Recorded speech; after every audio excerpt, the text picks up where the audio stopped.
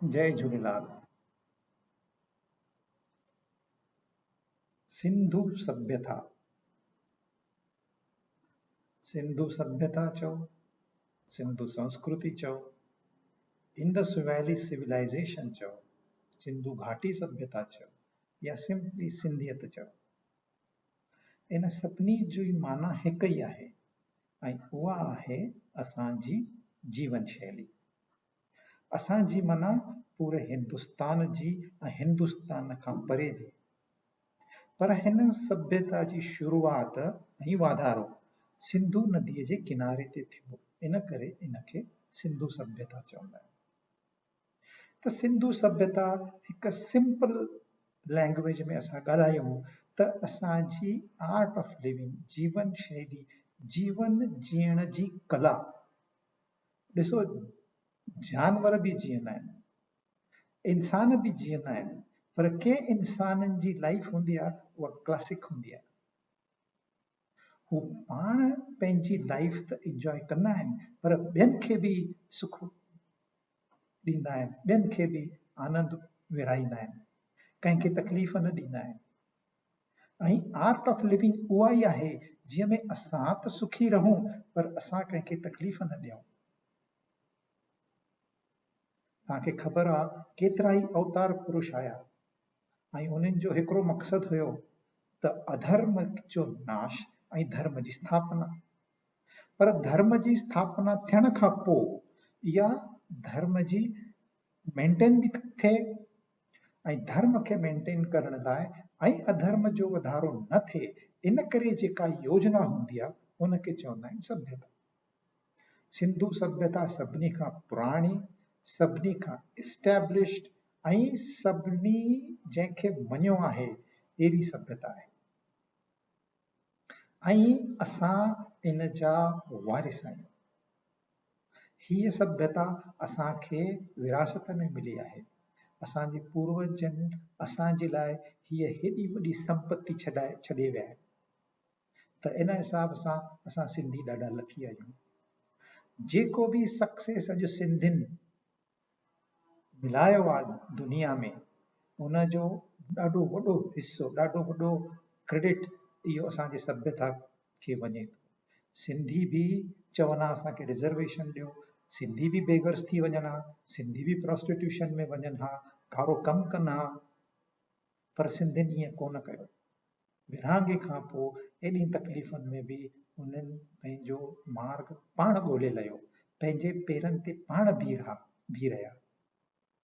त इहो सॼो क्रेडिट आहे सभ्यता जो, संस्कृतीअ जो। पर इहा सभ्यता थींदी छा आहे? त हिकिड़ो मां एग्ज़ाम्पल तव्हांखे ॿुधायां। सम्झ त असांजे घर में महिमान था अचनि, त हिन महिमाननि सां असां कहिड़ी तरह पेश अचूं, कीअं असांजो उन्हनि सां व्यवहार हुजे। अॼु महिमान था अचनि, सुभाणे असां बि त महिमान बणिजी वेंदासीं। त उन जे लाइ असांजी सभ्यता कुझु प्रिस्क्रिप्शन ॾिनो आहे, कुझु रूल्स ॾिना आहिनि, कुझु गाइडलाइंस ॾिना आहिनि। अॼु जी भाषा में तव्हां ॻाल्हाईंदव त there are standard operating procedures. There is no compulsion but everybody follows it. त इहे 5 ॻाल्हियूं इन रिलेटेड टू गेस्ट छा आहिनि? ॾिसो, पहिरीं ॻाल्हि, तव्हांखे महिमान खे वेलकम करणो आहे, ख़ुशी ज़ाहिर करणी आहे त अरे असां ख़ुशि थियासीं तव्हां असां वटि आहियो। महिमान नवाज़ी हिनखे चइबो आहे। तंहिंखां पोइ ॿी ॻाल्हि आहे त तव्हां हुनखे आसन ॾियो, वेहण लाइ हिकिड़ी जॻह ॾियो। इन जो उद्देश्य आहे भई पहिरियों रिलैक्स कयो। तव्हां ॿाहिरों आया आहियो, थकिजी बि आया हूंदव, पहिरियों रिलैक्स कयो। इंसान रिलैक्स कंदो आहे त उनजा अध प्रॉब्लम्स गम दूर थी वेंदा आहिनि। Just to give that feeling of relaxation they are offered a seat. Then third thing is offer them a glass of water. हिकु पाणीअ जो गिलास हुनखे पीआरिबो आहे। महिमान भले न चए पर तॾहिं बि ऑफर कबो आहे। इन में हिकिड़ी भावना आहे कूल डाउन। रिलैक्स थींदो, कूल डाउन थींदो, त पोइ ॻाल्हियूं ॿोलियूं आसानीअ सां थींदियूं। जंहिं पर्पज़ लाइ महिमान आयो आहे उहो जल्दी सां असां सॉल्व करे सघंदासीं। हिन में हुनजी बि विजय आहे, असांजी बि विजय आहे। चौथी ॻाल्हि आहे, जीअं ॻाल्हियूं ॿोलियूं थींदियूं तीअं उनखे खाधे लाइ ऑफर करणो आहे। इट कैन बि लंच, इट कैन बि डिनर, इट कैन बि ब्रेकफास्ट, ॿियो कुझु न त हिकु पापड़, हिकु बिस्किट, कुझु न कुझु उनखे ऑफर ज़रूरु करणो आहे।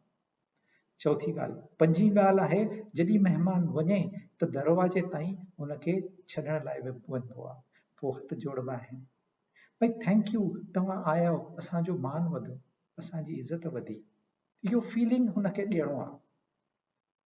त तव्हां चवंदो, अरे यार गेस्ट त असां वटि रोज़ था अचनि, पोइ रोज़ असां ईअं कयूं। गेस्ट जी तव्हांखे पहिरियों डेफिनेशन ॾियणी पवंदी। हाणे इहे 5 ॻाल्हियूं मां तव्हांखे ॿुधायमि, छठी ॻाल्हि बि आहे, हुनखे चवंदा आहिनि लक्ष्मण रेखा। त केरु गेस्ट नाहे इहो बि तव्हांखे डिफाइन करणो आहे। सुभाणे फॉर एग्जाम्पल हिकु लेडी अकेली आहे, ज़ाइफ़ा अकेली आहे घर में, त भले साधू संत दरवाजे ते छो न अचे, उनखे गेस्ट जी, महिमान जी ट्रीटमेंट कोन मिलंदी। पर इहे 5 ॻाल्हियूं अदरवाइज़ असांखे फॉलो करणियूं। तव्हां चवंदो असां न कंदासीं, असां न ऑफर कंदासीं पाणी, पंहिंजी बॉटल खणी अचे, चई सघो था, there is absolutely no problem. मां तव्हांखे हिकिड़ो मुंहिंजो पंहिंजो एक्सपीरियंस थो ॿुधायां। मां पुणे में रहंदो आहियां। हिकु दफ़ो दोस्त वटि वियुसि, उनखे पिकअप करणो हुयो, पोइ असांखे काथे वञिणो हुयो, पोइ मूंखे घर जे अंदरि घुराई, मूंखे चयईं बैठ, मैं चाय लेकर आता हूं। 5 मिंटे खां पोइ किचन मां मुंहुं उगंदो आयो, चई चल मैं चाय लेकर आया, ऐं पोइ असां निकितासीं। हाणे थी सघे थो उनजो पर्पज़ हुजे जल्दी जल्दी में चाय पी करे आयो हुजे, मुंहिंजे लाइ न खणी आयो। पर इहा अथव सभ्यता जी महत्व। तव्हांखे फ़र्क़ु सम्झ में ईंदो त तव्हांखे सभ्यता बि सम्झ में ईंदी। ऐं ही खाली महिमान नवाज़ीअ ताईं सभ्यता कोन्हे। तव्हां शादीअ में वेंदव त कीअं वेंदव, तव्हां कज़ीअ ते वेंदव त कीअं वेंदव, कोई बीमार आहे त तव्हांजो कहिड़ी रिस्पॉन्सिबिलिटी थी रहे, घर में असांजूं भेनरूं आहिनि, लेडीज़ आहिनि, उन्हनि जी छा कर्तव्य आहे, छा ड्यूटीज़ आहिनि, मर्द आहिनि, पति आहे, पत्नी आहे, पुत्र आहे, सॉरी पति आहे, पिता आहे, पुत्र आहे, उन्हनि जी कहिड़ियूं ज़िम्मेदारियूं। This is all part of our culture. असांजो आहार, असांजो विहार, असांजो आचार, असांजो वीचार, असांजो व्यवहार, हे सभु जेके बि जीवन जा पहलू आहिनि, उन जे लाइ हर पहलूअ लाइ हिकिड़ी गाइडलाइन आहे। And to follow that guideline you are सभ्य, यू आर जेंटलमैन। ही सभ्यता खाली इंसान जे लाइ आहे, ॿियनि जानवरनि जे लाइ कोन्हे। छाकाणि त man is a social animal, सामाजिक प्राणी आहे इंसान। हाणे इहो तव्हां थोरो सम्झी वठो, वेरी शॉर्ट। हिकु खंड जो ढेर पियो आहे, there is heap of sugar, हिकु किवली ईंदी, एंट कम्स, उहा किवली खंडु ॾिसंदी त छा कंदी, पहिरियों वापसि हली वेंदी, तंहिंखां पोइ किवलियुनि जी लाइन लॻंदी ऐं थोरे टाइम में खंडु चखी वेंदी। But ant is not a social animal. इन जो कारण इहो आहे त सभु एंट्स सेम आहिनि, पर हर इंसान अलॻि आहे। There is uniqueness in me, there is uniqueness in you. What I can do, you can't do. What you can do, I can't do. So each one of us has a specific role. कोई teacher थींदो, कोई preacher थींदो, कोई doctor थींदो, कोई engineer थींदो, कोई carpenter थींदो, कोई सफ़ाई कर्मचारी थींदो। हिकु ॻाल्हि ध्यान में रखो, हिकु माण्हू 1000 माण्हुनि जे लाइ हिकिड़ी शइ ठाहे सघंदो आहे। हिकु माण्हू 1000 माण्हुनि जे लाइ हिकिड़ी शइ ठाहे सघंदो आहे, पर पंहिंजे लाइ 10 शयूं कोन ठाहे सघंदो। जेको इंजीनियर आहे उहो पंहिंजे क्षेत्र में कमु कंदो, डॉक्टर पंहिंजे क्षेत्र में कमु कंदो, कारपेंटर पंहिंजे क्षेत्र में। त हिन में एसम्पशन ईअं आहे, 1000 माण्हू 1000 क़िस्मनि जूं शयूं ठाहींदा ऐं तंहिंखां पोइ पाण में एक्सचेंज कंदा, त मूं वटि 1000 different kind of items are with me without producing them. I produced one for 1,000 people, but 1,000 people produce different articles for me. Now you see how the Samaj or society is integrated. ऐं पोइ ही समाज progress न कंदो त छा कंदो? ही पंहिंजी भौतिक, आध्यात्मिक, शारीरिक सभिनी तौर ते पंहिंजी उन्नति करे, इन करे हीअ रचना आहे। के चवंदा आहिनि इहे बंधन आहिनि, त ही बंधन कोन्हनि। संस्कृतीअ जे लाइ असां जेके कार्य कंदा आहियूं इहे असांखे पाण रिलीज़ कंदा आहिनि, इहे बंधन न आहिनि। अज्ञानवश, मोहवश, अहंकारवश, स्वार्थवश जेको असां कार्य कंदा आहियूं उहो बंधनकारक आहे। जेको कमु असां कंहिं उद्देश्य लाइ कंदा आहियूं उहो बंधनकारक कोन्हे। इन में असां ॿधी कोन वेंदासीं। हिन में असांखे सुकून मिलंदो, असांखे आनंद मिलंदो, असांखे मन जी शांति मिलंदी। अगरि कोई इंसान चए मूंखे न आहे समाज जो हिसो थियणु, मूं वटि जाम पैसो आहे, मां अकेलो रहंदुसि, पोइ अहिड़े माण्हूअ खे बीमारियूं बि जल्दी ईंदियूं अथव। पोइ बीमार थींदो त हॉस्पिटल खपे, डॉक्टर खपे, सिस्टर खपे। एतिरे क़दुरु घर में तव्हांजी सेवा करण वारा बि भाती हुजनि। हाउ कैन यू से आई अलोन एग्जिस्ट? इन करे असांजे इष्ट देवता जी हिकिड़ी सभिनी खां इम्पोर्टेंट सिख्या आहे, उहा आहे oneness of God and brotherhood of Mankind. मुंहिंजी आत्मा तव्हांजी आत्मा हिकु ई आहे, इन हिसाब सां वी आर ब्रदर्स। ऐं जॾहिं असांखे इन सिख्या जो महत्व सम्झ में ईंदो त ऑटोमेटिकली असां पंहिंजी संस्कृति अपनाईंदासीं, उन ते अमल कंदासीं।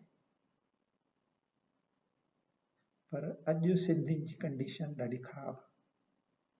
सिंधी धर्म परिवर्तन जे पुठियां लॻिया आहिनि। सिंधियुनि में ओबेसिटी वधी वई आहे। हाणे नओं फैशन आयो आहे डाइवर्स जो, इहो असांजो फैब्रिक आहे, सोशल फैब्रिक, हिन खे वीक थो करे। घणेई प्रॉब्लम्स आहिनि। Who is responsible, why it happened, हाणे इहो इम्पोर्टेंट न आहे। हाणे इम्पोर्टेंट छा आहे त जिते असां आहियूं, जंहिं कंडीशन में असां आहियूं, असां वटि पंहिंजी भाषा अञा बि शाबूत आहे, असांजी संस्कृति अञा बि शाबूत आहे। हिन खे पर हाणे छा आहे, ग्राफ असांजो हेठि थो वञे, असां इन खे वरी इन जी दिशा मटायूं, इन खे मथे खणी वञूं, वरी सिंधु संस्कृति स्थापन कयूं। सिंधियुनि में उहा ताक़त आहे, उहे विश्व गुरु ठही सघंदा आहिनि यदि असां सभु चाहियूं त छा करे सघंदासीं, इहा सोचण जी ॻाल्हि आहे। Everybody has to contribute in this. चवंदा आहिनि आंधीअ में जोत जॻाइण वारा Sindhi, Sindhis are tough people, they can create something from nothing. पोइ मुंहिंजी सजेशन आहे, छा असां हिकु वर्चुअल स्टेट ठाहे सघंदासीं? छा असां वर्चुअल मीटिंग्स था कयूं? हाणे वर्चुअल स्टेट छो न ठही सघंदी?